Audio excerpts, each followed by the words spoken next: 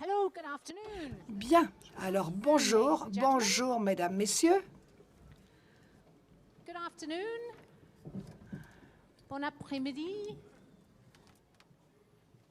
Good afternoon, everyone. Bon, It's a bonjour real à tous, pleasure and c'est un delight to be here. plaisir d'être Absolutely thrilled to be ici. in this lovely Je city suis of vraiment Lille très and contente seeing all the wonderful, d'être dans cette belle ville de initiatives Lille, made towards a surtout really en raison sustainable des place. I don't know about you, initiatives but qui there's sont prises pour que ce very few soit un cars endroit this très evening, many more durable, bicycles, people walking des gens everywhere. qui So marchent, the city is clearly very much geared to des the 21st vélos, tout century way ça. of C'est life. vraiment I'd like to une give manière de big vivre du thanks to 21e the World siècle. Et je voudrais for remercier Responsible le Economy, and Forum particularly to Clement and Lenore and sur their team l'économie for arranging all of responsable et this. pour It's a avoir treat for all of us to pris be toutes here. ces My name dispositions is pour Katie cela. Hill, Je m'appelle and Katie I work Hill for the B et je Corp movement, travaille pour le which mouvement B is a Corp, movement of businesses qui est that un are mouvement trying to pour make a les real entreprises difference qui in the essayent world. d'apporter une I think there might be différence. some B Corps in Je the pense qu'il y a un audience. certain nombre de We'll call them participants de out B later. Corp dans But I'm going to be introducing you to my three le wonderful public. panelists in a Alors, minute. j'ai Before I 3 do, I'd like to membres just du panel. ask Je vous en who's in the parlerai room. dans quelques How instants. many of you in the Alors, room combien here are d'entre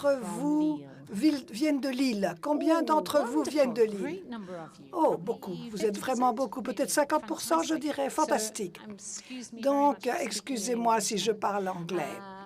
How many are from Combien France d'entre but vous not viennent from de la Lille? France, mais hors Lille? Excellent. So, very Très French bien. audience. We will have, Donc, très at least français. one of our Nous presenters avons speaking un in de French, nos but I think we présentateurs have qui va simultaneous parler français, mais translation je crois que de available toute façon, throughout. vous avez la Excellent. traduction simultanée, And donc pas de who's here problème. from, anyone from Et Germany? qui vient d'Allemagne? Cheers. Wonderful. Très bien, Welcome. très bien, Anyone bienvenue. from Italy? Quelqu'un d'Italie? No? Okay. So Personne. mainly, are we looking mainly from the Donc, Netherlands? des Anyone from the Pays-Bas? Netherlands? Les Pays-Bas. Excellent. Great. Who have I forgotten? Anyone À here qui j'ai we oublié? D'autres haven't identified? dont on n'a pas parlé encore? You're all brilliant. From the UK Bien. or Du where are you Royaume-Uni? Vous venez from Canada. du Wonderful. Canada. Fantastic. Wow. Well, it's wonderful to Très have so bien. many people C'est here. South formidable. Africa. Afrique I du know. Sud, je sais. Très bien. So the way we're going to Alors run this donc, la session manière is we dont have a nous nice allons long mener time cette to really session, look c'est qu'on into va the avoir big, du bold temps challenge of the 21st pour century, voir which is tous how les to grands be défis really du courageous and brave about 21e siècle. Il changing faudra the être très business as courageux usual pour and moving into a changer system which is really les sustainable and will entreprises. Il create faut que ça a soit plus generation durable et for the qu'on next crée generation. une So this is the régénération challenge. pour les This générations now, à venir. our, Donc ça, c'est le grand our défi. session is Et notre entitled How to be session brave and est courageous donc and to comment take être this into life. courageux et nous So occuper these des three panelists we have questions here qui are se posent fantastic aujourd'hui. examples Donc of ce how sont in des each of their exemples businesses, formidables qui but vont also être illustrés individually par how nos they have membres du done this. panel. And what we're going to do Et is nous, we're ce going que to nous allons introduce faire, c'est que you d'abord, je vais vous one by présenter one. un We're à going un to hear from les each membres of du them, personnel. On va les for about entendre 12 to 15 minute pendant presentation about their 15 business and what minutes they're doing. environ. Ils vont parler We'll de move through leurs those three entreprises presentations, et then I'll ask on a aura few les droits à questions présentation, around puis je some poserai issues des that questions were à raised, propos de and certains then points we'll qui ont have été a traités. good Et 25 puis, minutes or nous so aurons for environ questions from the 25 floor. minutes pour So des please questions do avec le think, public. as you're hearing the Donc, presentation, lorsque think vous about what it is écoutez that les really is interesting you, présentations, that you'd like to know prenez more about note de ce as qui you vous hear intéresse these tout presentations. particulièrement pour Does that pouvoir sound poser good? des questions All après. fine? D'accord? Vous êtes Yep. d'accord? Great. Bien. Excellent. Good. Alors, So first up, I'm donc going to d'abord, introduce je you voudrais to vous Kai présenter He is from Kai Sweden, and Turek, he's a qui man vient of, de I would Suède say, et conundrums. qui So he looks after est your de stomach, Conundrum, c'est-à-dire he qu'il works for Max s'occupe Burgers, de but he vos also looks after estomacs the parce climate and the qu'il vend environment. And he des is a hamburgers real, de Max Burgers et how to il lance work l'idée de la combination manière of his science de background, d'utiliser sa connaissance des sciences, puisqu'il a marketing étudié la biologie avec so that he can le open up the marketing, et opportunities to comme far ça, il more peut people, to consumers of the burgers parler in plus his facilement restaurants, to think avec about les how they, consommateurs de by being ces part of hamburgers dans the les customer restaurants. chain, can also be Et part of lui, il fait partie future également de la regeneration. chaîne de That might sound clientèle conundrum, but qui you'll hear devra how he does être this. And he gives touchée dans les 110% semaines à of venir. himself to this. Et And il that se number is donne not à random. That's 100% an à absolute cela. number. Et vraiment, This is a significant figure. c'est vraiment très, très important And he's a dans un great plan believer. d'entreprise. I'm putting this in words in Et your mouth, but I think you're a great believer je in pense que vous collaboration croyez and vraiment à la collaboration et la confiance. Donc, beaucoup de ce qu'il fait va permettre d'avoir un burger qui pourra être adapté à l'avenir de demain, c'est-à-dire comment faire du fast-food qui soit en même temps du slow food. Donc, il va pouvoir nous parler de son entreprise. Tout d'abord, je serais très intéressé, très content si j'entendais les mêmes mots prononcés par mon épouse. Bon, d'abord, quelqu'un que vous aimez. Comment est-ce que vous décrivez quelqu'un? Est-ce que cette relation est neutre ou est-ce qu'elle est positive? Je pense que c'est comme cela que nous devons voir le changement climatique. On peut être neutre, mais on peut quand même s'imaginer qu'on ne peut pas aller au-delà. On ne peut pas restaurer non plus le climat. En Norvège, on a déjà commencé à faire cela et on pense qu'il pourrait y avoir une révolution dans l'avenir. Mais tout d'abord, une petite introduction où je travaille. En Suède, Max Burgers n'est pas la plus grande chaîne de hamburgers, mais ce n'est pas une question de taille, mais de goût. Est-ce que vous avez déjà mangé chez Max un jour? Wow, une personne quand même, on peut se parler. Donc, c'est une société familiale. On a commencé en 1968 au-delà du cercle polaire et maintenant, nous avons toujours le fils qui travaille dans l'entreprise comme PDG. Alors, quelle est l'empreinte de carbone? Qu'est-ce que cela veut dire du côté des agriculteurs, des clients et toute la chaîne de valeur? Donc, voilà les chiffres pour 2017.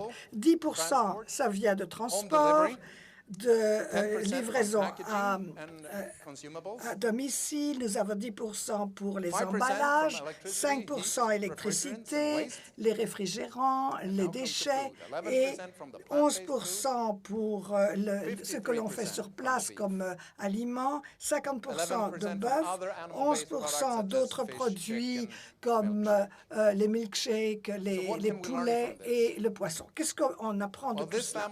Eh bien, cette société familiale a dit clairement qu'elle voulait rester familiale pour les 7 générations à venir. Et ce qu'on voit ici, c'est que le produit principal, le hamburger, est fait de bœuf. Et le bœuf a un impact très important sur le climat. Ça veut dire que la famille de Max a un bœuf qui est leur bœuf, et le bœuf est est en général cachère. Pardon, est en général vache à lait. Nous pouvons faire beaucoup de choses, mais la première chose que nous devons faire, c'est s'occuper du problème climatique. On fait partie de ce problème. On en est.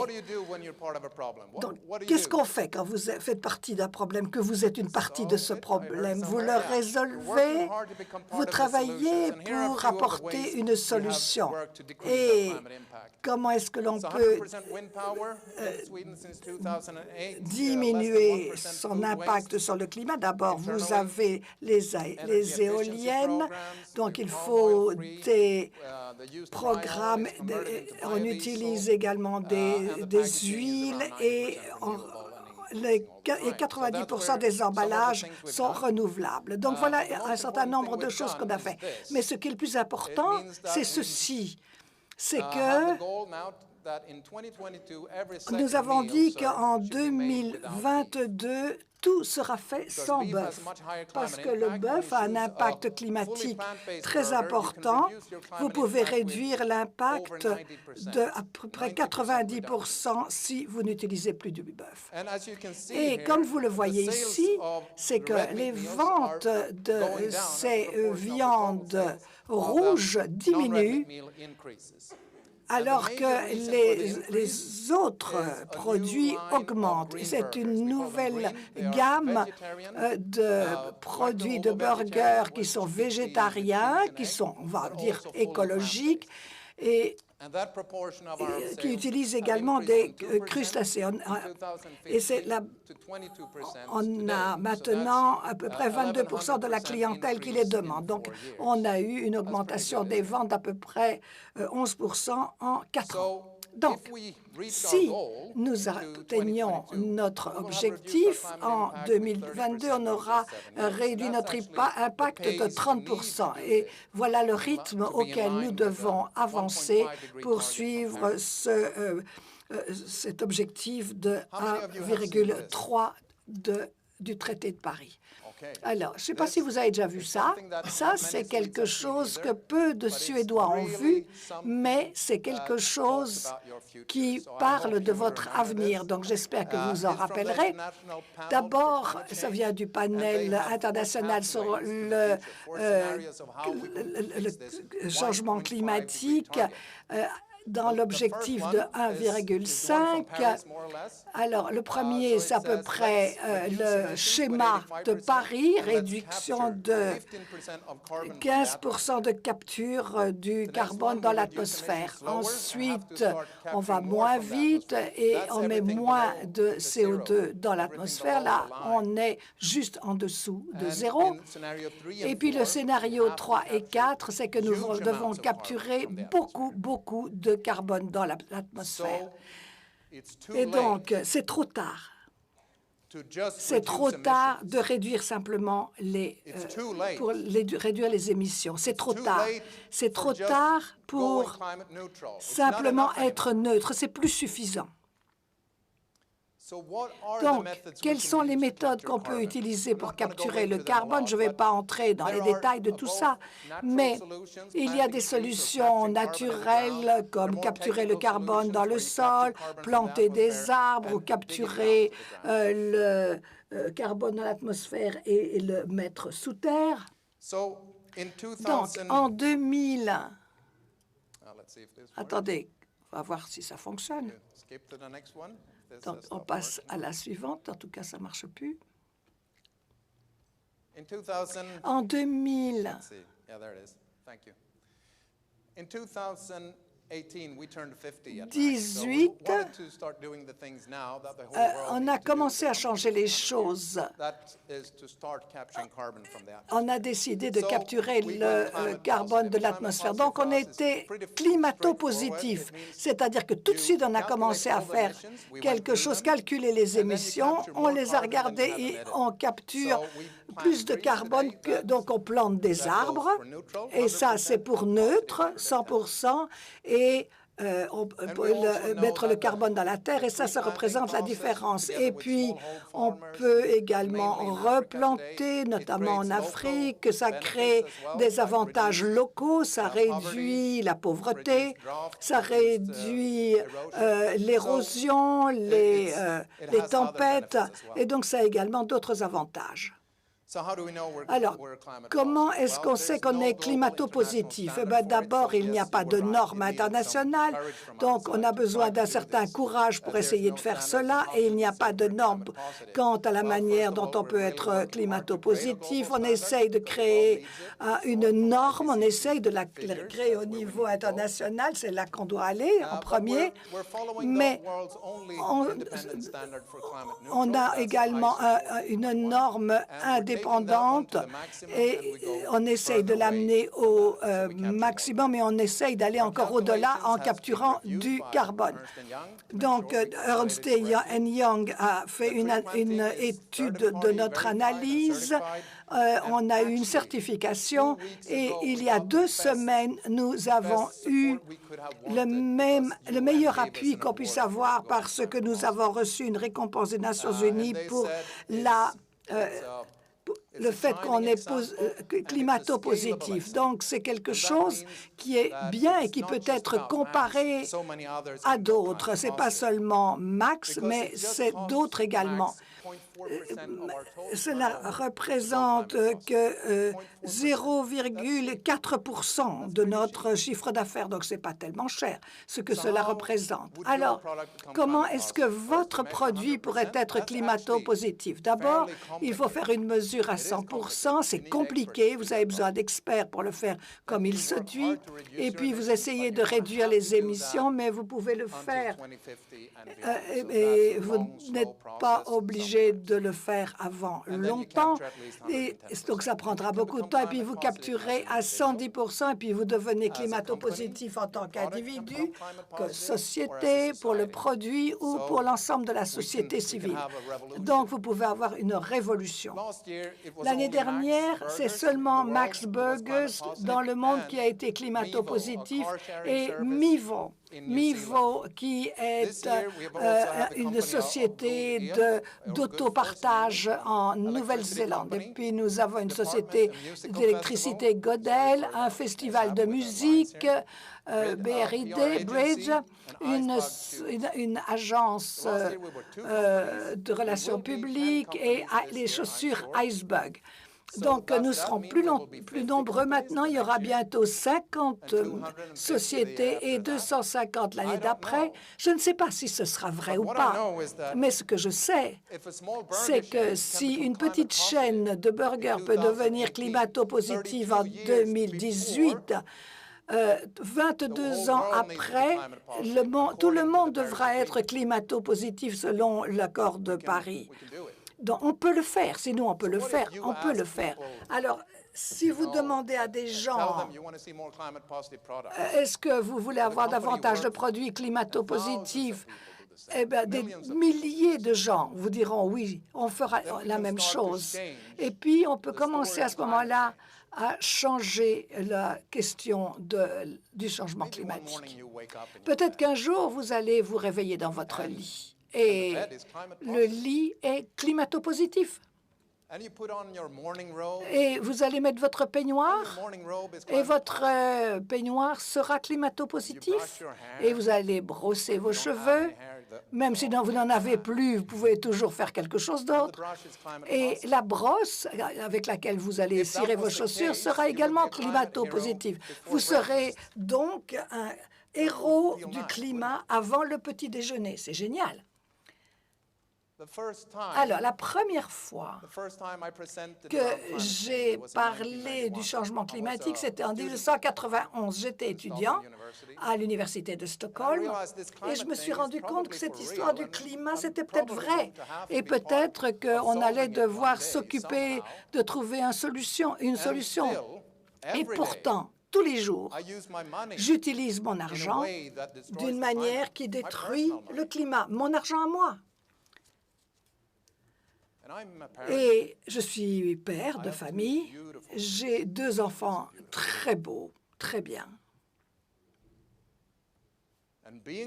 Et être père, ça veut dire qu'il faut prendre des décisions tous les jours pour détruire l'avenir de vos propres enfants. Ce n'est pas raisonnable. Ce n'est pas raisonnable. Donc, il ne faut pas s'habituer à la situation où non seulement nous détruisons le climat d'une manière locale, mais également globale. Donc, faisons quelque chose pour restaurer le climat. Thank you, Kai. Merci. Wow, what a wonderful, Merci pour cet exposé extraordinaire. Si j'entre dans un restaurant chez Max Burgers, qu'est-ce que je vais voir au menu? J'en ai même pas parlé. J'en ai pas parlé. En 2008, nous étions là pour la première fois, donc on a pu prendre des décisions à cet égard. Donc, vous aviez Fresco Meal, 1,8 de dioxyde de carbone, et puis donc on a réussi à réduire nos émissions de carbone à ce moment-là, parce que s'est rendu compte qu'on avait certains chiffres, on les a toujours, on le fait toujours, mais ce qui est le plus important, c'est qu'on a appris qu'on pouvait faire des green burgers qui sont aussi bons que les autres, c'est-à-dire faits avec du bœuf, et ça va complètement changer notre empreinte carbone. Donc,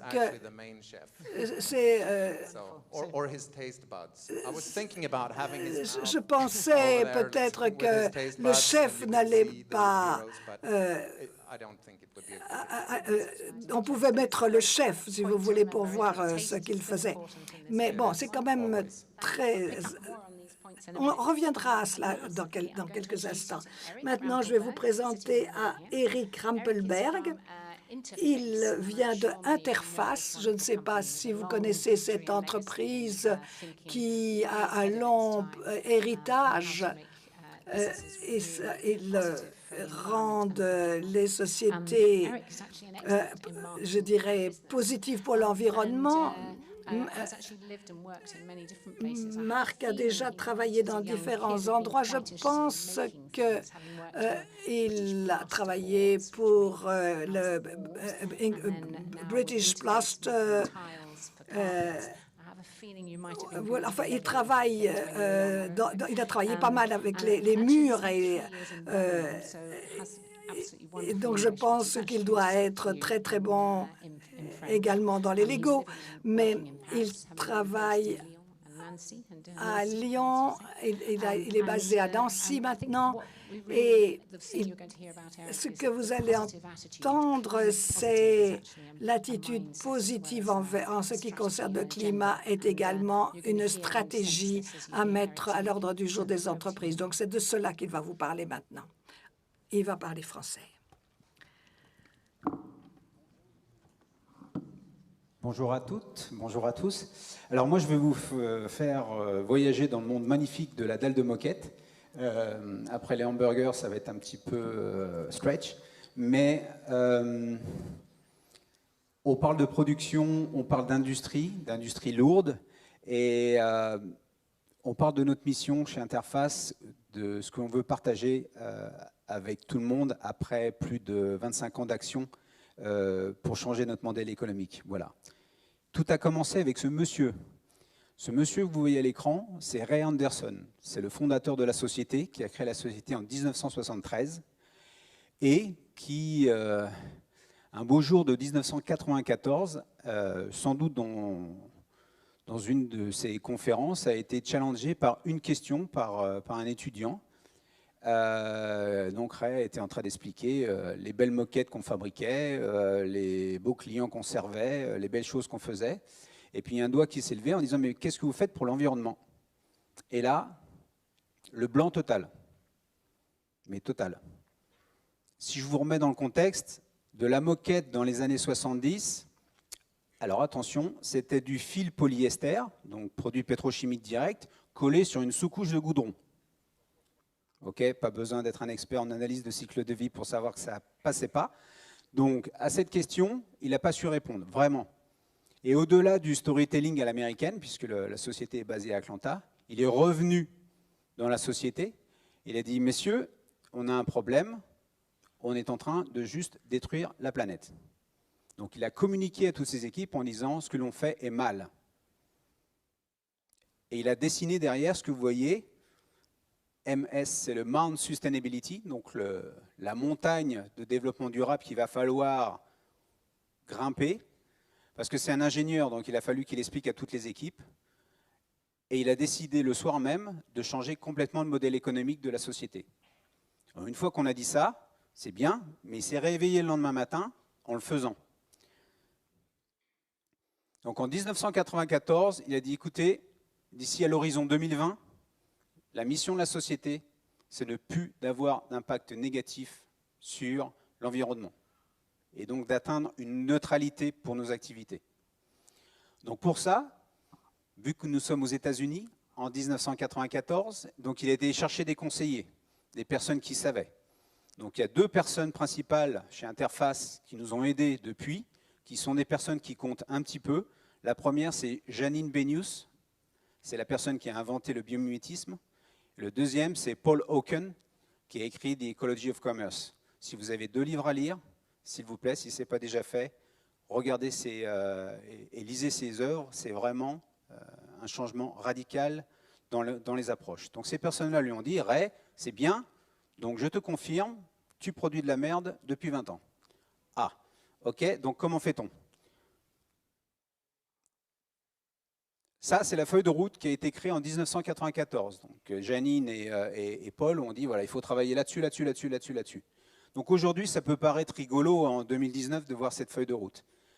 Sauf que depuis 1994, on travaille dessus. Toutes les équipes, toutes mes équipes, toutes nos équipes, partout dans le monde, travaillent sur cette feuille de route. Alors, je n'utiliserai pas toutes les terminologies, mais là-dedans, vous voyez au centre l'économie circulaire, closing the loop. Ray Anderson a dit, c'est fini le tech, make, waste. Maintenant, on s'occupe du cycle de vie total du produit. Donc il a fallu faire des analyses de cycle de vie quand ça n'existait pas. Il a fallu poser les questions aux fournisseurs qui ne savaient même pas de quoi on parlait. Et avec un grand moment de solitude suivant, notre fournisseur principal de fil pour fabriquer les dalles de moquette, c'était une société américaine qui s'appelait Dow Chemical. Okay. 1994, aux États-Unis, Dow Chemical. Et il a dit, bon, écoutez, le fil polyester, il me faut du fil de nylon recyclable parce qu'on sait que c'est l'avenir. Je ne sais pas comment vous devez faire, mais vous devez partir par là. Donc la réponse de Dow Chemical a été, oui monsieur, bien sûr, au revoir. Donc il est rentré à Atlanta et il a dit, j'ai deux nouvelles. La bonne nouvelle, c'est qu'on est vertueux. La mauvaise nouvelle, c'est qu'on n'a plus de fournisseurs. Donc, ils ont cherché partout dans le monde et ils ont trouvé une petite PME au fin fond de l'Italie, vous ne connaissez pas, qui s'appelle Aquafil, qui aujourd'hui vous connaissez un petit peu mieux parce qu'ils ont sorti un produit des nylons recyclés qui s'appelle Econil, qui permet à Adidas de fabriquer les nouvelles générations de chaussures, qui permet à Patagonia de poursuivre ses développements sur les vêtements. Et c'est parti avec nous. Voilà. Donc c'est un des héritages qu'on essaye de partager avec l'industrie, entre autres de ces résultats. Donc on a fait des bonnes choses, mais on a fait énormément d'erreurs sur 25 ans. Là, vous voyez les progressions depuis 1996, puisque ça a pris 2 ans pour changer tout le modèle de la société, créer les équipes, mettre les indicateurs en place et commencer à travailler. Commencer à travailler, le circuit, c'est toujours le même. Analyse de cycle de vie, calcul de votre empreinte, travailler sur les réductions et impliquer vos fournisseurs. Donc vous voyez, celle dont on est le plus fier, c'est quand même la réduction de 96% de nos gaz à effet de serre. Bien évidemment, vous regardez l'utilisation des énergies renouvelables, mais ça, ce n'est pas le plus compliqué. Et on a deux points où on doit encore bosser d'ici à 2020, c'est l'année prochaine. L'utilisation de matériaux biosourcés, parce que ça partait d'une bonne intention en 1996, et quand vous étudiez vraiment tous les impacts, c'est assez compliqué. Un exemple très concret, dans les sous-couches pour fixer les tissus, on utilise de l'huile de ricin. Voilà. Cette huile de ricin, quand vous la sourcez, il ne faut pas que vous la sourciez à l'autre bout du monde, mais ça ne pousse pas partout. Il ne faut pas que vous la sourciez à partir de terres qui ont été soit des terres agricoles, soit des terres cultivables. Donc vous vous retrouvez au fin fond de l'Inde pour avoir l'huile de ricin que vous voulez. Voilà. Donc ça, ce n'est pas suffisant. Donc on a des nouvelles problématiques qui sont venues au cours de ces 25 ans et on continue à travailler là-dessus. L'empreinte carbone, on l'a réduite des 2/3. Mais il nous reste tout l'aval de la chaîne, avec notamment les livraisons. Donc on a décidé, il y a un peu plus de 5 ans, de compenser tout ça. Pour être sûr qu'on sache de quoi on parle. Compenser, vous allez voir un des meilleurs spécialistes ici, compenser, c'est donner une valeur. C'est pour ça que le prix du carbone est essentiel. Parce que nous, industriels, quand on prend la valeur qu'on reste à compenser, pour nous, l'année dernière, c'était 1 400 000 $, ça fait 650 000 tonnes de CO2. Cette valeur-là, on la compare aux valeurs d'investissement industriel qui nous restent pour être complètement neutre sans la compensation. C'est une donnée clé pour les industriels. Donc il faut que le prix du carbone augmente. Parce que si le prix du carbone augmente, les valeurs résiduelles vont augmenter et donc les justifications d'investissement vont se faire d'autant plus vite. Ça sert à ça, de donner un vrai prix au carbone. Donc toute cette feuille de route, on continue de bosser dessus. Encore une fois, on n'est pas parfait. Encore une fois, on a travaillé sur pas mal de choses pour l'année prochaine, après 25 ans de travail de toutes les équipes interface, juste dire que c'est possible. Vous êtes un industriel qui fabrique des matériaux de construction qui sont à la base pas vertueux du tout. Si vous avez un CEO qui a la vision, si vous avez un CEO qui a la volonté, si vous avez des équipes qui sont des furieux, vous pouvez y arriver. Et nous, on veut juste partager ça en disant c'est possible à tous les industriels. J'espère que ça ne prendra pas 25 ans à tout le monde. On espère qu'avec les investissements, avec la technologie, avec les nouvelles choses, avec les nouveaux modes de travail, ça permet d'accélérer. Mais c'est possible. Et c'est possible vraiment aujourd'hui. Voilà. Nos clients qui achètent des petites dalles de moquette, ils ont l'assurance, c'est vérifié par des tiers, que le produit est neutre en carbone. C'est important. C'est une problématique qui parlait à personne il y a 5 ans. En France, les planètes sont en train de s'aligner vraiment fort depuis 2-3 ans. Voilà. Nous, j'ai toutes nos équipes de chargés d'affaires qui parlaient à certains donneurs d'ordre, je ne citerai pas de nom, dans le bâtiment que vous connaissez, qui nous disaient oui, oui, et qui reviennent nous voir en disant « Qu'est-ce que vous avez dit au fait il y a 10 ans ?» C'est ça. C'est ça. Les solutions, elles existent. Il n'y a pas besoin de faire Polytechnique ou sortir du CEA. Tout est sur la table. Pour être vertueux d'un point de vue production, les solutions existent. C'est juste une question de volonté, d'investissement et de ténacité. Je peux vous l'assurer, parce que quand vous travaillez sur toute une filière industrielle, en américain on appelle ça le ripple effect, c'est-à-dire l'effet d'onde. Donc quand vous êtes capable de mobiliser en amont tous vos fournisseurs, votre effet d'échelle, il est là. La décision qui a été prise chez Interface, c'est tous les développements qu'on fait pour le fil, notamment avec Aquafil, on ne demande pas l'exclusivité. C'est-à-dire que nos concurrents vont pouvoir acheter. Tous les développements qu'on fait avec les nouvelles machines, les nouveaux process de production, on ne demande pas l'exclusivité. Une fois que les machines sont mis au point, ils peuvent les acheter.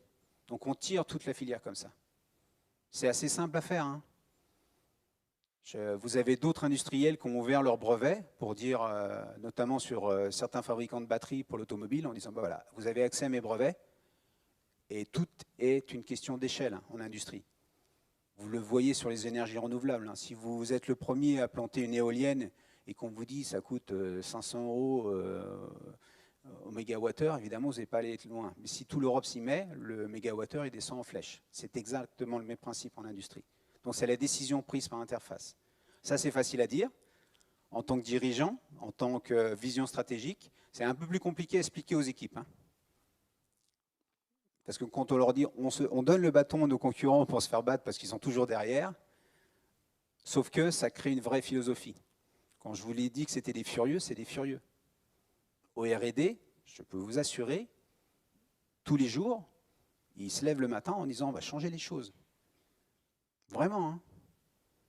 Et les ingénieurs chez nous, et je pense qu'il y a quelques ingénieurs dans la salle, gardez à l'esprit que vous apprenez de l'amélioration continue. Vous apprenez à aller chercher le petit pouillem, vous allez chercher les moins 10, les moins 20, les moins 30. Ce n'est pas la route qui a choisi Interface. À notre petit niveau, on essaie d'être légitime sur notre problématique de production.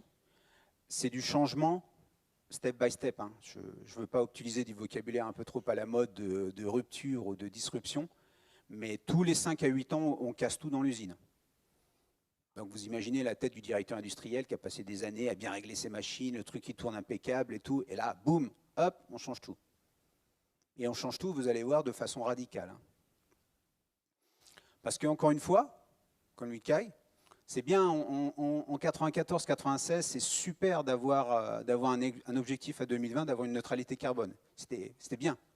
Sauf qu'entre-temps, pendant ces 25 dernières années, il y a 2-3 sujets supplémentaires qui sont venus se greffer. Donc chez Interface, on s'est dit, OK, 2020, neutralité carbone, on travaille sur les bons sujets, bien, mais ça ne suffit plus. Et donc on s'est rassis, on a refait une session avec Janine Benius, avec Paul Hawken, avec d'autres personnes, d'autres instituts, du Cradle to Cradle, etc., en disant maintenant, qu'est-ce qu'on peut faire pour le changement climatique? Nous, fabricants de dalles de moquette, industriels du fin fond de la Géorgie, des Pays-Bas, de l'Australie et de la Thaïlande. Eh bien, on a choisi une approche assez simple, c'est une approche positive. Dites-vous une chose, le carbone, il a toujours été là, hein. C'est juste l'humain qui ne l'a pas mis à la bonne place, c'est tout. Donc si on ne l'a pas mis à la bonne place, en tant qu'humain, on peut le remettre à la bonne place. C'est tout. Et de cette approche positive, de pouvoir lancer tout le processus d'innovation. Vous faites un test chez vous, en famille, dans votre classe, dans votre société, c'est du 10-90. Il y a 10% des personnes qui sont complètement flippées. Ils regardent la télé, ils voient les ours qui se noient, ils voient les feux de forêt, ils voient les ouragans, donc ils sont comme ça en disant on va tous mourir, c'est foutu. Donc ces 10%-là, ça va être un peu compliqué. De l'autre côté, et je vous parle en connaissance de cause, vous avez les personnes qui disent pas de problème, tout va bien, dans le déni total. En étant américain, voilà, je ne pointe pas du doigt, mais vous savez de qui on parle. Mais ceux-là, vous ne les aurez pas. Les 80%, c'est nous. Hein. C'est les personnes qui ne sont pas encore engagées. Pas encore engagées, c'est quoi? C'est qu'on est là, on lit des livres, on écoute des informations, des reportages, on participe à des réunions, on dit ouais. Et puis on se dit, bon, allez, hop, on change, puis on regarde Netflix. C'est une question d'engagement. Si vous êtes capable de mobiliser vos collaborateurs dans votre entreprise, votre équipe, vos amis, votre famille, ça part de là. Mais ça doit partir positif. Sinon, vous culpabilisez, sinon vous pointez du doigt. Nous, ce qu'on ne veut pas, c'est, on ne veut pas avoir raison. Hein. On sait qu'il y a un problème et on sait qu'on est au milieu du problème et on sait qu'on a quelques solutions. C'est tout. Mais soyez positifs sur cette approche. Donc c'est pour ça qu'on met notre solution.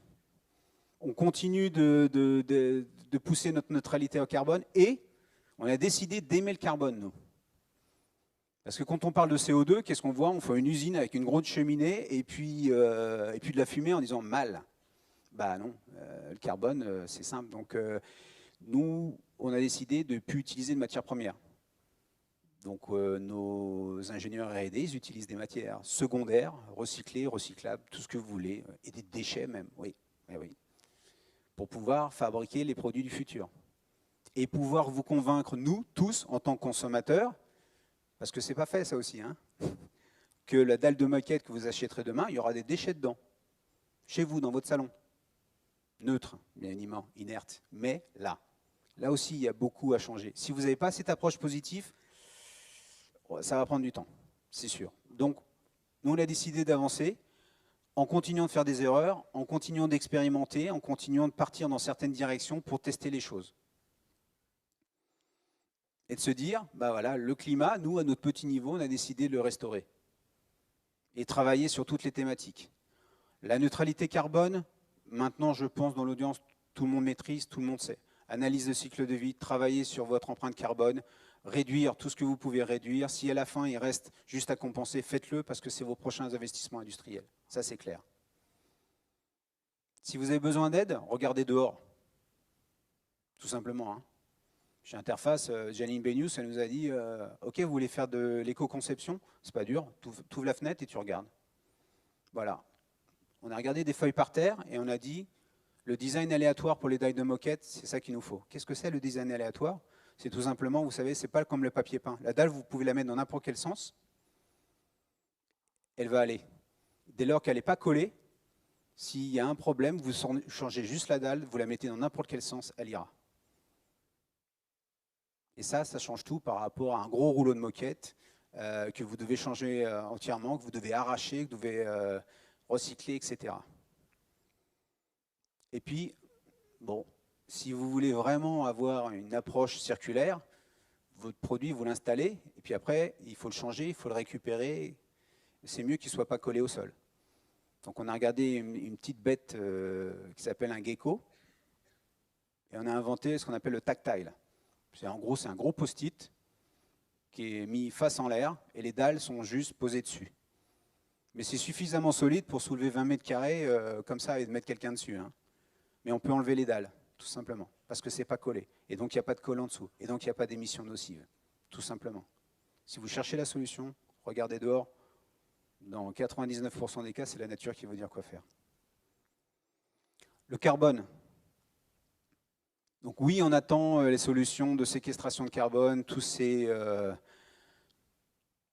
matériaux à réutiliser, à remettre, voilà, c'est là. Mais nous, utiliser des recyclés, des déchets, c'est possible.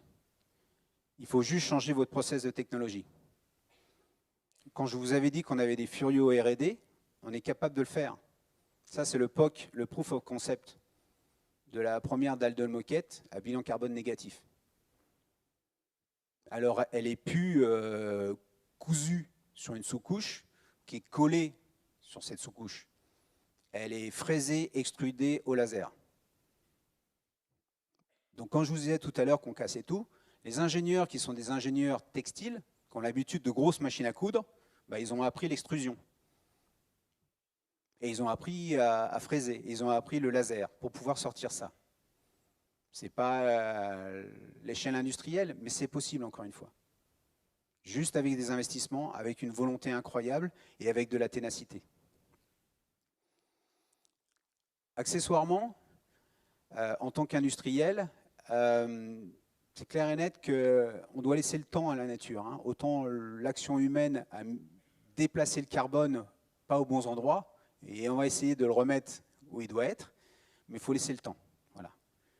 Donc laisser le temps à la nature, c'est par exemple quand on fait un nouvel investissement, on implante une nouvelle usine, eh ben, on applique le principe des Nations Unies sur le Factory as Forest. Et on fait le bilan de l'écosystème avant de construire, et on se dit, sur l'eau, sur les sols, sur la génération, la régénération, la photosynthèse, l'usine ne doit pas avoir d'impact. Et ça, quand vous êtes ingénieur, c'est aussi une révolution dans votre approche. Après, on a un sujet, nous, de légitimité par rapport au changement climatique. Je peux ici, sur scène, vous dire, voilà, pour la production de tel produit, on a fait ci, on a fait ça, on a eu tel résultat. Mais après, on doit aller plus loin que nos fournisseurs, plus loin que notre filière industrielle, plus loin que nos employés, plus loin que nos relations proches. Et participer à cette révolution. Donc, il y a besoin de se connecter tous ensemble. Il y a besoin de trouver les problématiques sur lesquelles on va fédérer de façon positive. Il y a les bons industriels et les méchants industriels, mais même les méchants industriels, avec des gens positifs à l'intérieur, on peut changer. Il y a énormément d'initiatives partout. Les Nations Unies sont là pour montrer le chemin. On ne peut pas choisir tout et travailler sur toutes les thématiques, mais on peut très certainement en choisir une, deux, trois, foncer, focus, expérimenter, faites des erreurs. Vous allez apprendre. Poussez vos équipes, poussez-vous tout seul. Ça fonctionne. Et cette citation-là, elle fonctionne depuis 26 ans. Évidemment de Ray Anderson, notre fondateur. Elle est inscrite sur tous les murs de nos bureaux partout dans le monde. Et c'est la bonne question à se poser maintenant. Voilà.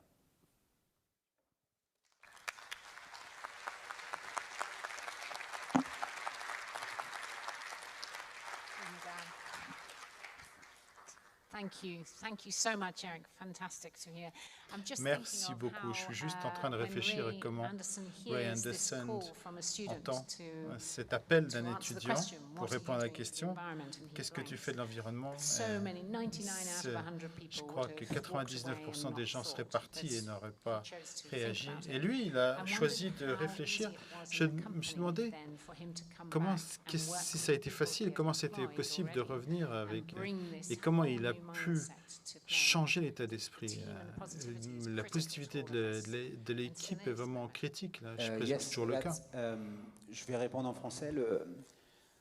Quand Ray Anderson a eu cette question et qu'il est revenu dans les équipes, et on a toujours cet héritage dans la société, le courage de pouvoir dire que vous faites partie du problème, le courage de pouvoir dire que vous faites des choses qui ne sont pas très bien aujourd'hui, mais que vous allez tenter, essayer de faire mieux et de corriger tout ça. Je peux vous assurer que moi, je travaille en prescription avec des grands donneurs d'ordre utilisateurs de grandes sociétés listées au CAC 40. Le CEO d'une grande société au CAC 40, il ne peut pas venir au pupitre en disant bon, alors on fait des choses terribles, mais par contre, on va y remédier, on va commencer à travailler dessus. Il y a ça encore. Nous, on avait lui, c'était le fondateur, c'est en Interface, une petite société, enfin un petit peu plus d'1 milliard de dollars de chiffre d'affaires, mais le courage de pouvoir être en face de vos équipes, en face de vos clients et de dire on faisait ça pendant 20 ans, c'est pas la bonne chose à faire et on va essayer de changer. Ça part de là. Donc, moi, je suis persuadé qu'il y a des entrepreneurs dans la salle et des futurs entrepreneurs. L'énergie, il va falloir en avoir, et l'impulsion, c'est le courage d'abord. C'est pour ça que je me permets de partager avec vous le fait qu'une approche positive, ça change énormément de choses. Voilà. Wonderful. Et vous allez rencontrer encore quelqu'un qui a une attitude positive, Dr. Hassan Chassadina. C'est un homme de la Renaissance. C'est quelqu'un qui est un conservateur, un pilote et également polyglotte. Et ce qu'il fait en Zambie, c'est vraiment incroyable en termes de ce qu'il fait, les partenaires Biocarbon Partners qui permettent de travailler avec le marché de la compensation. Donc non seulement il protège les forêts, mais également sur les forêts, et vous allez entendre 2 projets de ce qu'il fait dans les régions, et c'est vraiment fondamental, pas uniquement pour les entreprises qu'il soutient. Donc, Hassan, vous avez la parole. Bonjour à tous. Je veux partager avec vous l'une des solutions potentielles aux problèmes qu'on entend. Et ce que j'aimerais également partager avec vous tous, c'est les étapes concrètes que vous pouvez tous prendre en tant qu'individuel. Ce que j'aimerais faire, c'est vous emmener en Zambie. Ça, c'est la rivière Zambèze, l'une des rivières les plus importantes en Afrique, et ça sépare la Zambie du Zimbabwe.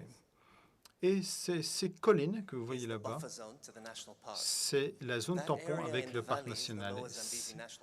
C'est le parc national de Zambèze. C'est le plus important d'Afrique du Sud, le sud de l'Afrique, pardon, du fait évidemment de ses ressources naturelles, mais aussi des revenus que ça génère par le tourisme. Et cette zone de tampon est en train de souffrir d'une déforestation. C'est parce qu'en fait, à 100 km de cette ligne, c'est la capitale de Zambie. Quand on a commencé ce projet, c'était l'un de ces projets, comme on disait, de désert d'émeraude. Il n'y avait pas beaucoup de vie naturelle, pas beaucoup de faune, puisqu'il y a eu beaucoup de braconnage. Mais c'est une histoire intéressante de reprise, puisqu'en fait, il y a des lions qui retournent dans cette zone, et je vous en parlerai un peu tout à l'heure. L'un des problèmes principaux ici, c'est la production du charbon de bois. La plupart est illégale et n'est pas durable. Et le problème qu'on a, c'est que l'électricité pénétration d'électricité est très basse. Et la plupart du pouvoir, et du fait du changement climatique, les barrages hydroélectriques sont vides. Donc, il y a beaucoup de coupures d'électricité jusqu'à 14 heures par jour. Donc, même si on peut se permettre, beaucoup de gens ont la possibilité d'utiliser l'électricité, beaucoup utilisent charbon de bois à cause de ça. Donc, les communautés rurales n'utilisent pas le charbon de bois, elles utilisent juste le bois. Donc, si vous voyez ici en haut à gauche, c'est la production de charbon de bois. Donc, vous voyez, c'est assez dévastateur. J'ai été dans cette forêt il y a 10 ans, et ce four à charbon de bois fait environ 4 km au nord de notre projet pilote. Donc voilà, quand on regarde cette image, ça montre également que la déforestation, de ce qui se passe réellement en termes de déforestation, on a des forêts. Vous voyez cette ligne verte, et là, le charbon de bois arrive, et on a des herbes hautes comme ça qui remplacent les arbres. Et ensuite, il arrive les feux de forêt. Et donc là, c'est converti en culture de subsistance. Et même les souches sont brûlées. Et donc, on a un état permanent d'absence de forêt. Et dans ce mix compliqué, notre entreprise africaine, fondée en 2012, et nous sommes une entreprise sociale. Mais on n'est pas une ONG, on est une entreprise à but lucratif, et l'idée, c'est d'apporter de la valeur à la conservation de la nature. Donc on travaille sur la taille de la Slovénie, en gros. Donc, grâce à des accords, on gère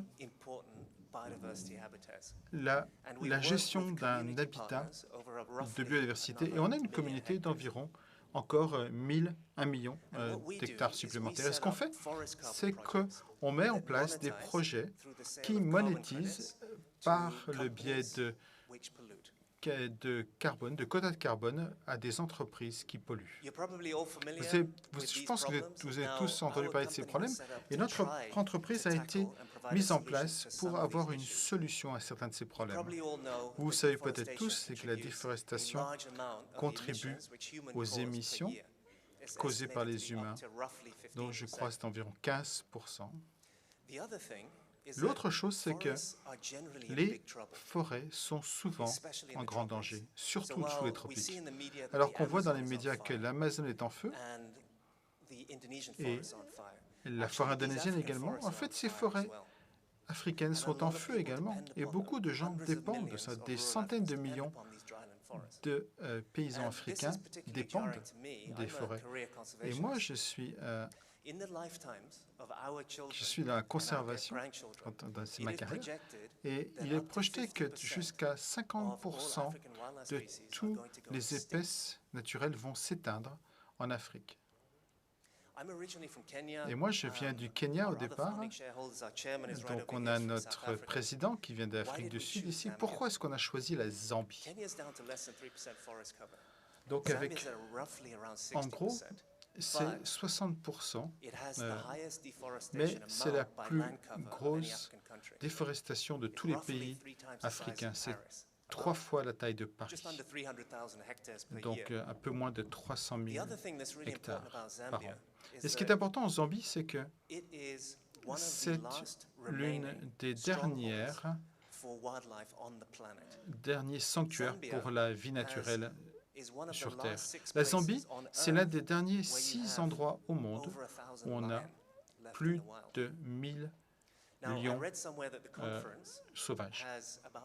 J'ai entendu des conférences. Ce que j'aimerais qu'on fasse, c'est que regardiez à votre gauche, et aux 2 personnes qui sont à votre gauche, et ensuite regardez et voir les 2 personnes sur votre droite. Donc pour chaque 5 personnes ici, donc on a un lion. Donc bien qu'on parle de 1000 lions, ce n'est pas beaucoup. C'est très très fragile. Mais avec des espèces comme les lions et d'autres espèces ont une chance de survivre le temps que pour notre génération et celle de nos enfants, c'est en Zambie que ça va se passer.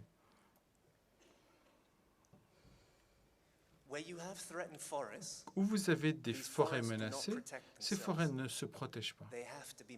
Il faut que ce soit des forêts gérées et ça coûte de l'argent. On a besoin de personnes pour en prendre soin, on a besoin d'avions, de véhicules et on a surtout besoin d'avoir un programme fondamental qui investit dans la vie locale. Et ce n'est pas de la charité. Ce n'est pas faire la charité, ce n'est pas de l'altruisme. Les communautés qui prennent ces forêts en charge, c'est un service qu'elles rendent au monde qui doit être valorisé. Si on ne voit pas de valeur de ces forêts, il n'y a qu'un risque que ces forêts soient coupées et que la vie dans ces forêts disparaisse. Donc c'est fondamental. C'est important que les projets de ce type s'étendent et utilisent beaucoup d'énergie et de ressources pour s'assurer que les communautés au niveau local voient de la valeur dans ce genre de travail.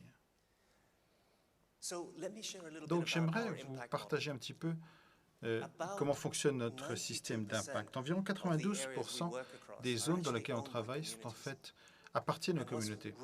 Et ce qui est très important, c'est qu'ils ont également ils ont un environnement légal dans lequel ils possèdent les quotas de carbone. Et c'est très intéressant parce que les communautés ont eu un droit de propriété sur ces quotas de carbone. Donc on approche les communautés. Est-ce qu'il y a On leur dit, est-ce que dans votre zone, qui est gérée par votre chef, est-ce que vous avez des forêts?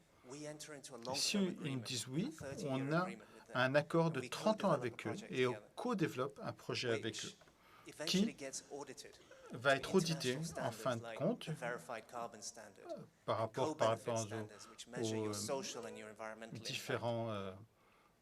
différentes normes internationales dans ce domaine. Et quand ces projets réussissent l'audit, ils ont des crédits carbone qui peuvent être vendus.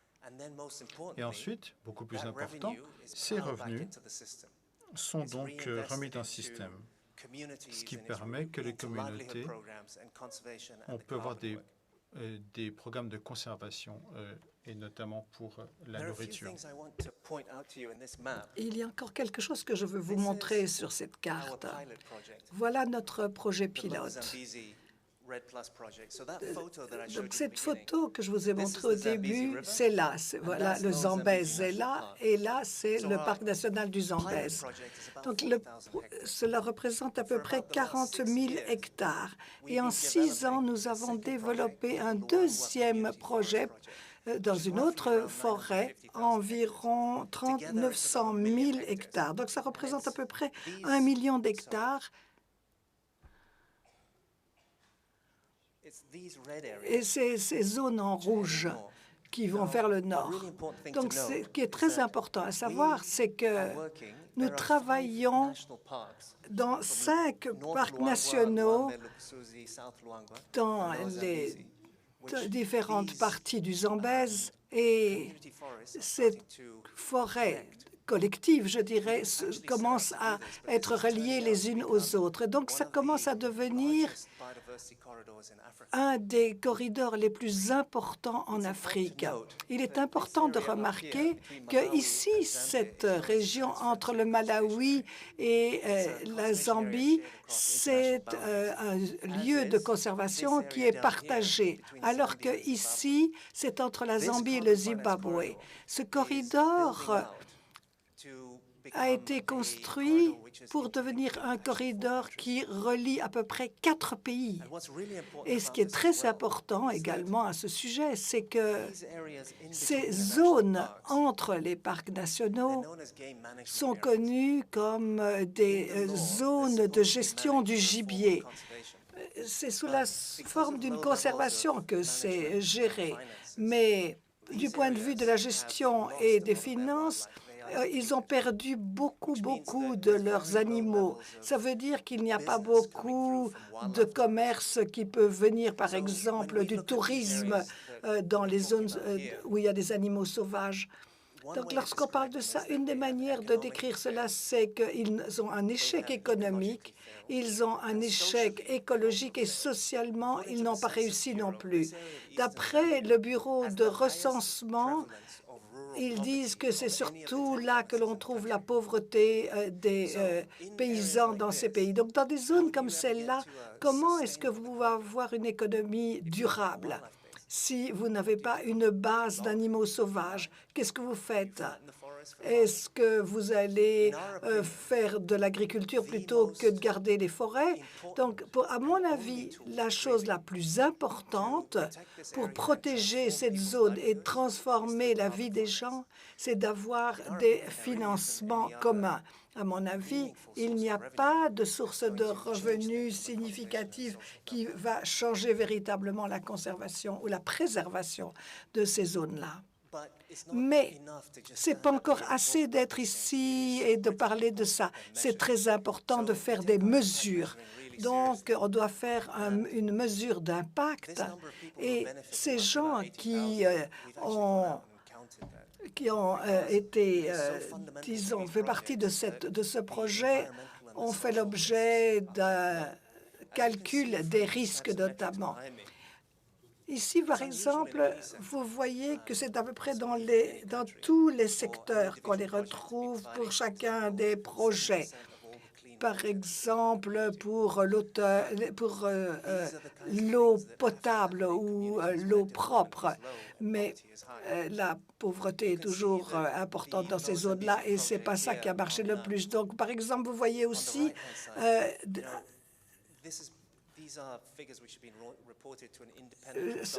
ici, ce sont des chiffres qui ont été donnés par des consultants extérieurs, mais nous voyons que 80% de tous ces investissements ont eu un impact direct. Par exemple, cette carte ici a l'air assez chaotique. Ça a l'air pas très clair, très ordonné. Et c'est fait exprès. Chacune des icônes que vous avez là, c'est un projet communautaire qui a été mis en œuvre depuis quelques années. On a mesuré dans cette zone-là que le revenu moyen des foyers a augmenté d'à peu près 4%.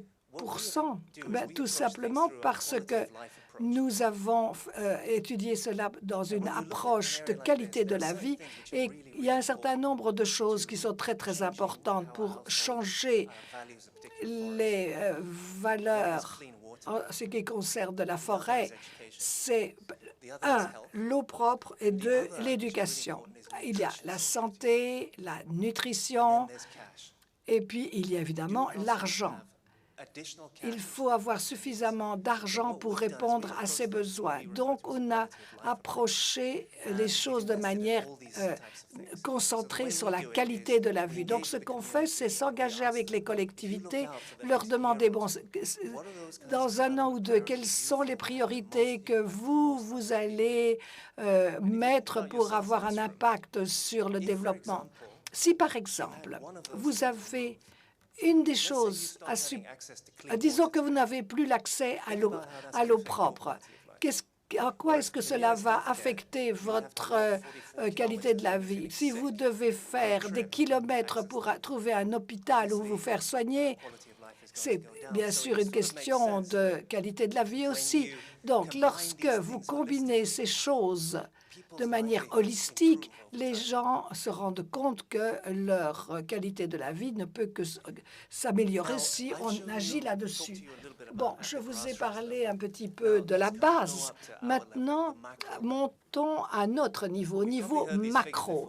Vous avez probablement déjà vu que l'IPCC a dit qu'en 2030, on devrait avoir supprimé des millions de tonnes de carbone. C'est énorme, énorme.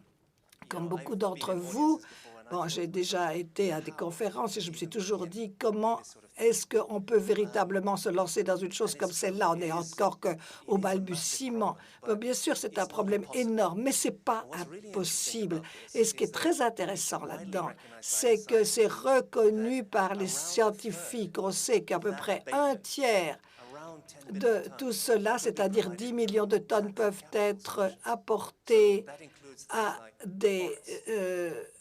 d'autres sources de capitaux, notamment, comme par exemple la forêt. Alors, on parle de la forêt, mais il y a également la technologie qui existe. Elle n'est pas si chère que ça. On peut se la permettre. Alors, pourquoi est-ce qu'on n'investit pas dans d'autres technologies comme le stockage du carbone qui a été séquestré? Alors, lorsque l'on regarde ce que nous faisons, on peut dire qu'il y a à peu près 1 million d'hectares dans notre gestion à nous. Nous pensons que pour 2030, notre société pourrait développer un portefeuille de 10 millions d'hectares et le faire grâce à des partenariats avec les collectivités et travailler également dans la conservation qui est menée par les universités en Afrique du Sud. Alors, est-ce que je vais vivre assez longtemps pour voir tout cela? Eh bien, je suis sûre que ce que l'on peut faire, nous, ce que vous pourriez faire, c'est aller de l'avant. Et c'est ça que je voudrais vous dire. C'est ce que vous devriez faire, parce qu'on n'a plus le temps, on le sait. En tant qu'organisation, les organisations dans lesquelles vous travaillez, ou vos entreprises, ou vos institutions académiques, ce qui est important pour vous, c'est commencer à vous engager dans des réductions annuelles importantes. Vous engagez année après année pour des réductions. Est-ce que vous devez aller à des conférences comme celle-ci tous les ans? L'année prochaine, est-ce qu'on ne peut pas faire simplement des vidéos, de la conférence vidéo ou la visioconférence, pardon? Ça permettrait de réduire un certain nombre de choses. L'autre chose, pour ceux qui ne le font pas encore, vous pouvez compenser les émissions que vous ne pouvez pas éviter. Bon, je ne veux pas souligner. Je me demande qui a véritablement compensé pour le voyage que vous avez fait jusqu'ici. Donc, en tant qu'entreprise, nous pouvons compenser nos émissions. On peut prendre 110% et même aller encore plus loin. Cette année-ci, nous allons réduire des émissions de 4 millions de tonnes. Donc, je sais qu'on est un peu spéciaux, nous, mais bon. Ce qui est très important, c'est regarder comment vous pouvez faire des compensations directes à partir des projets que l'on crée. Il y a beaucoup de courtiers là-bas, des gens qui sont en Europe, qui sont des intermédiaires. Le problème avec ça, c'est que beaucoup de valeur se perd. Et ça réduit également l'argent qui va vers les collectivités, les communautés et la transformation. Et l'autre chose qui est très importante, c'est que on ne peut faire des changements qu'en changeant des choses dans notre vie de tous les jours. Dans notre entreprise, par exemple, ça a l'air un peu bizarre. On n'achète plus de bœuf. On a à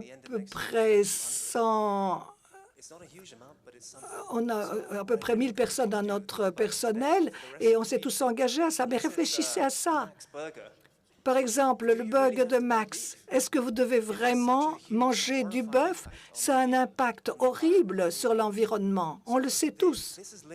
Mais ça, c'est lié à autre chose, c'est-à-dire notre pouvoir d'achat.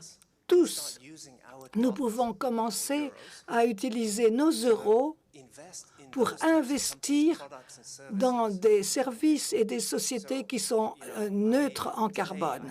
Aujourd'hui, je dois reconnaître que c'est la première fois que je me suis rendu compte de ce qui se passait quand j'ai entendu interface. Bon, je sais que plus on utilise nos euros pour des sociétés qui apportent quelque chose, mieux on reconstruira notre écosystème. Donc, à l'hôtel, qu'est-ce que vous pouvez faire? Vous pouvez envoyer 2 mails par an dans les hôtels en disant « Je préférerais rester chez votre concurrent si vous n'êtes pas neutre en carbone. » Pensez à des choses comme ça. Dites la même chose à des lignes aériennes, à tous les services. Vous avez tous le pouvoir de changer l'écosystème et le marché en faisant des choix. Donc, je vous encourage à le faire. Bon, en fait, on n'a pas toujours autant de pouvoir qu'on le croit, bien sûr. Vous avez déjà vu cette image où vous avez eu la chute dans l'océan. Si vous avez suffisamment de chutes, finalement, vous aurez un modèle qui pourra avoir une meilleure perspective. Quand vous quitterez cette salle, allez de l'avant pour faire que les choses se passent. Merci beaucoup.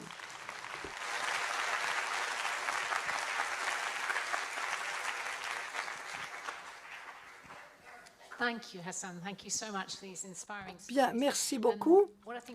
Alors, je pense que ce qui était formidable avec les programmes de Zambie, c'est que c'est bien pour la forêt, l'environnement, mais également pour les collectivités, pour les communautés. C'était très intéressant de voir ces symboles. Il y a également des programmes de formation, etc. Est-ce que vous voyez, je dirais, un lien entre la protection de l'environnement et le développement de la formation, la manière dont vous aidez les communautés à se développer? Bon, lorsqu'on regarde notre mission, nous avons voulu voir 2 choses, augmenter les revenus, mais également pour que les personnes puissent avoir quand même un niveau de vie convenable et pouvoir se soigner et avoir une bonne santé. Et deuxièmement, les animaux sauvages. Je pense que la seule chose qui pourrait permet d'avoir des discussions, c'est si le niveau de carbone est tellement bas, on pourrait avoir à ce moment-là des revenus qui seraient meilleurs pour les collectivités. Mais je ne pense pas que ces 2 choses soient incompatibles.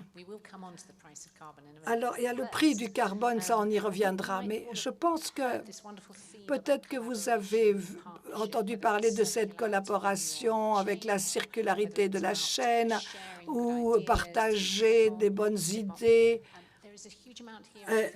Je pense qu'il y a beaucoup de choses qui peuvent permettre de faire les choses soi-même. Par exemple, est-ce que vous pourriez parler encore de la manière dont vous avez travaillé avec les autres pour pouvoir accélérer l'innovation chez vous? Bon, là, il peut y avoir différentes réponses à cette question. On peut travailler sur les entreprises avec une sorte de silo. On a déjà pensé à ça. C'est une question de chaîne de valeur.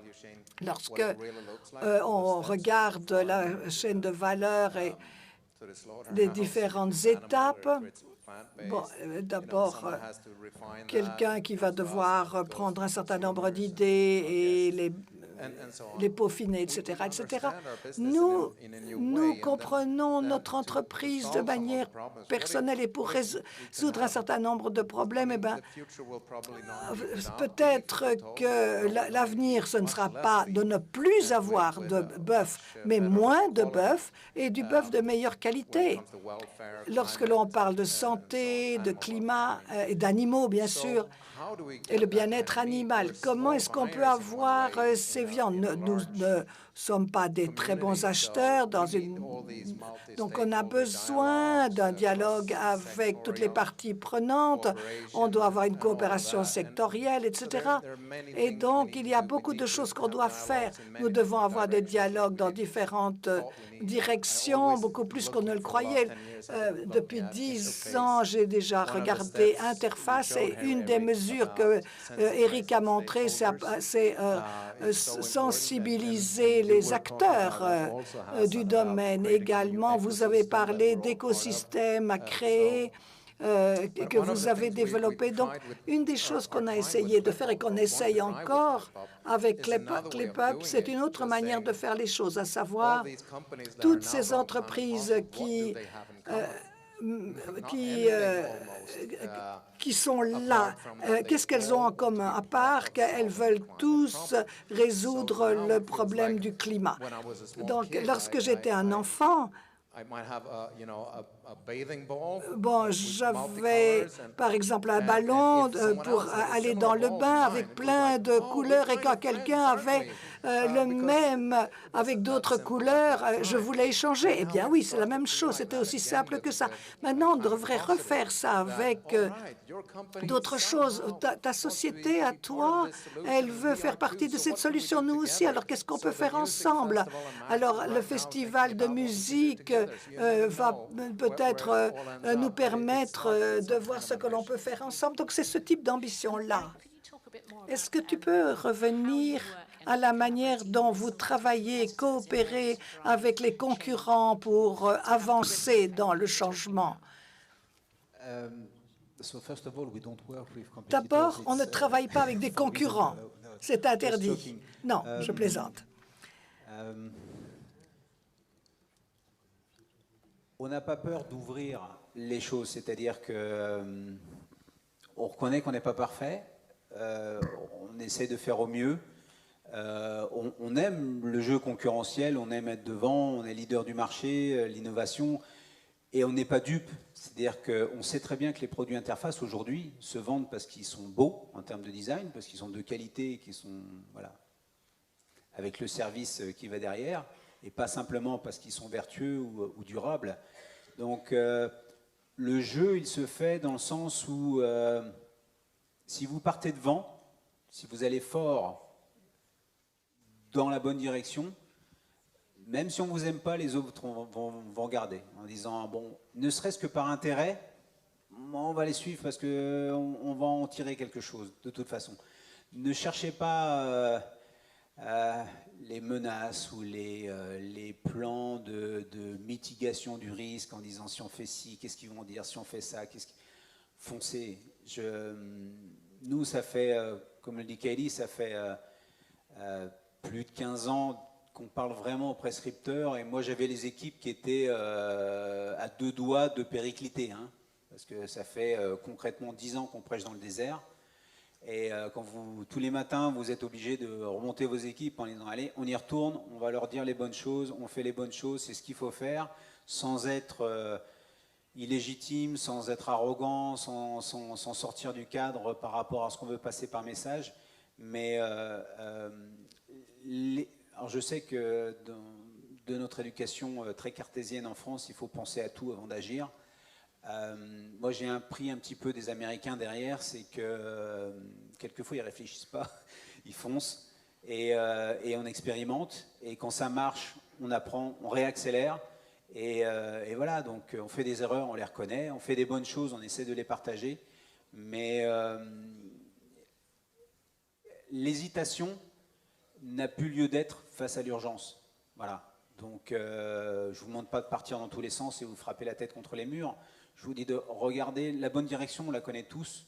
Les bonnes choses à faire, comme le dit Hassan, elles sont là. Hein. On a le pouvoir d'un consommateur, le pouvoir managérial. C'est simple. Moi, mon action quotidienne, on n'est pas une NGO ou une entreprise à responsabilité sociale. Il faut qu'on fasse du profit. On est listé au Nasdaq. Donc moi, je fais le tampon entre les résultats trimestriels et que les équipes puissent continuer à travailler sur le long terme. Voilà, ça c'est ma mission. Et leur continuer, leur dire, tu fais une boulette, c'est pas grave, on fonce, on apprend. Et ça c'est important. Ça, c'est important et c'est ce qu'on veut partager. C'est-à-dire que si vous attendez d'aligner tout le monde dans la société, dans vos organisations, si vous attendez que tous les fichiers Excel soient bien pleins, que toutes les boîtes soient tickées en vert, vous pouvez attendre, c'est bien, mais au bout d'un moment, on ne peut plus là. Donc, attendez un pourcentage que vous estimez correct et après agissez. Voilà. Merci. Bon, dans tout ce modèle commercial avec le carbone, vous avez le marché de la compensation. Mais est-ce que vous pouvez nous dire 2 mots à propos du changement de comportement lorsque vous avez une compensation? Et est-ce que vous pouvez nous dire quelques mots des clients que vous devez traiter parce que vous créez des compensations de carbone? Alors, comment est-ce que vous pouvez changer les comportements et est-ce que vous avez vu des changements de comportement? On a vu un grand changement sur le marché en termes de signaux depuis quelques années.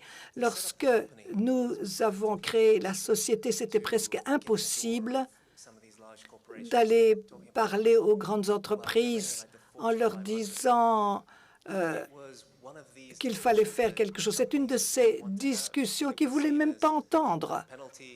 Ils pensaient à attaques, pénalités, etc. Toutes des choses négatives. Ce qui est incroyable, c'est que depuis 2 ou 3 ans, le nombre de sociétés qui sont parmi les plus grandes au monde ont pris maintenant des mesures en matière de capital, par exemple, pour protéger la forêt. Mais on voit ça dans le luxe, dans l'informatique, même dans les sociétés pétrolières. Donc, il y a un certain nombre d'obligations qui nous mènent à 2020 et qui nous ont poussé à créer une législation. Et eux, ils veulent avancer pour être prêts devant cette législation. Donc, c'est une optique beaucoup plus large.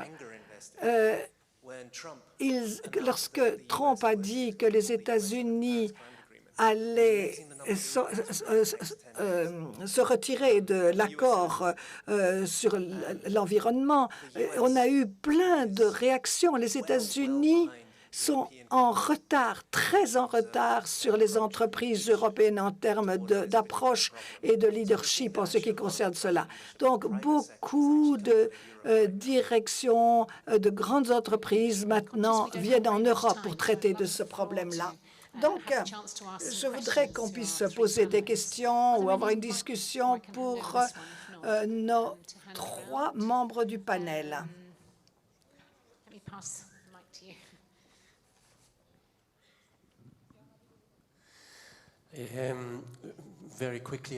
Très rapidement, je pensais aux défis pour mesurer cette compensation dont vous parlez. Parce que l'autre jour, on s'était dit, bon, d'accord, on va aller à Bali. Qu'est-ce qu'on doit faire en ce qui concerne la plantation d'arbres, par exemple, pour justifier notre voyage à Bali, par exemple? Qu'est-ce que vous feriez, vous, par exemple? Alors, encore une autre question, si vous voulez, comme ça. D'autres questions des participants? Bon, peut-être Hassan pourrait commencer à répondre là. Tout d'abord, merci de cette question. Et c'est très bien d'entendre que vous voulez compenser pour votre voyage à Bali. Tout le monde, dans le monde entier, commence à penser comme ça. Il y a beaucoup de gens qui peuvent calculer le carbone en ligne. Vous mettez par exemple le nombre de personnes et où vous allez en avion et vous avez une estimation des émissions. Vous pouvez calculer pour savoir combien votre voiture émet par an. Et puis, il y a d'autres choses qui peuvent vous aider à voir où vous pouvez acheter ces compensations. Vous trouvez ça sur Internet. Donc, ce que vous pouvez faire, c'est vous donner une idée de cette compensation et ce que vous pouvez faire. Donc, nous, par exemple, on essaye d'éviter la déforestation.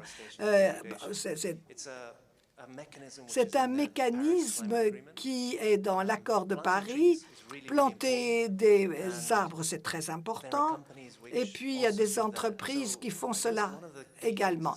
Donc, une chose très importante, c'est que c'est tellement important qu'on doit utiliser tous les outils que nous avons dans notre boîte à outils. La déforestation doit appeler la reforestation.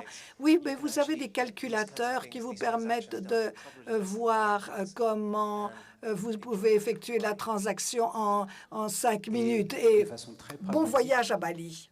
Dès lors que vous êtes un consommateur ou un acheteur, si vous êtes dans une société, une grande société, vous allez voir votre service achat, le directeur des achats, et vous allez lui dire, tu vas mettre une clause à American Express, à BCD Travel ou n'importe quelle agence qui s'occupe de vos voyages, en disant, voilà, eux, ils ont la visibilité sur tous les déplacements de tout le monde dans toute la société, et vous leur imposez un programme d'offset derrière.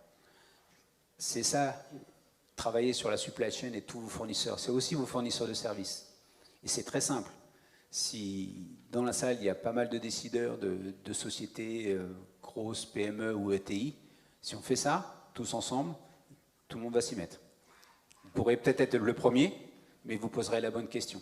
Et derrière, va s'enclencher de tels mécanismes. Les solutions existent, encore une fois, il faut juste les demander.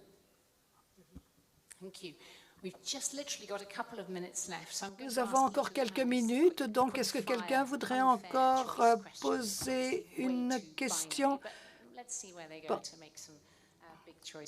Alors, en ce qui concerne les grands choix, Guy, d'abord, est-ce que tu t'occupes tu te bases sur des faits ou sur des rumeurs? Moi, je préfère les faits, c'est toujours le mieux. Je pense que c'est toujours mieux qu'une histoire. Levez la main si vous êtes d'accord avec Kyle.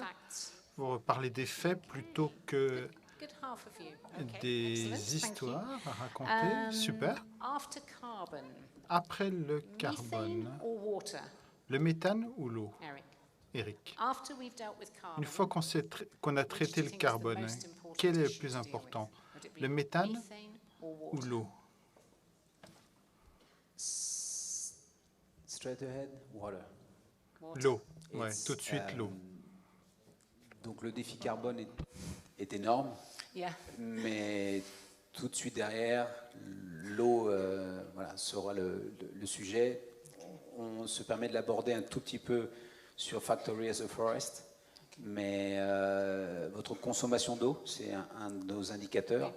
Dans des zones stressées en termes hydrique, ce sera le sujet. Mais on n'est pas trop légitime là-dessus. On bosse sur le carbone et on consomme quasiment plus d'eau.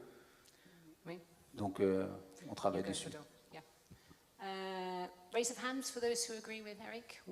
Levez la main ceux qui sont d'accord avec Eric. L'eau, oui. Oui, je crois qu'on est majorité, oui. Hassan, tu es une entreprise B Corp, donc des entreprises qui essaient de faire plus pour l'impact. Quel est le gros défi pour les entreprises B Corp de devenir neutres en carbone et de faire ça dans les 5 ans? Les entreprises B Corp, techniquement, sont une audience captive, donc nous sommes mesurés par notre impact environnemental et social. Comment est-ce qu'on traite nos employés? Donc si les entreprises B Corp ne sont pas neutres en carbone, il y a quelque chose qui ne va pas. Donc ça semble un bon défi. Eric, tu voudrais ajouter quelque chose?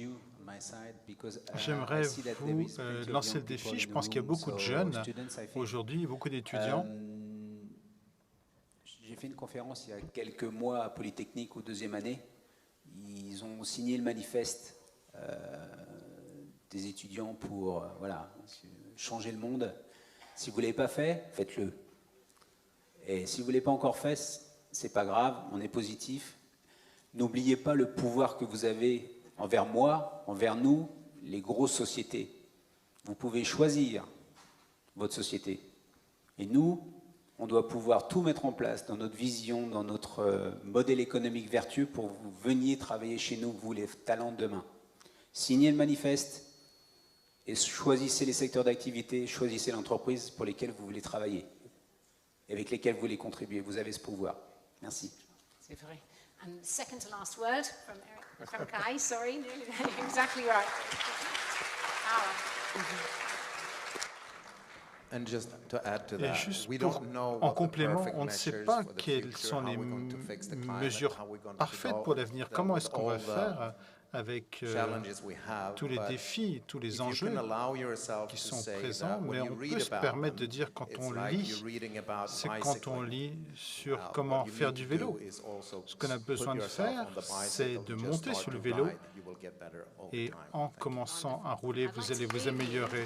J'aimerais donc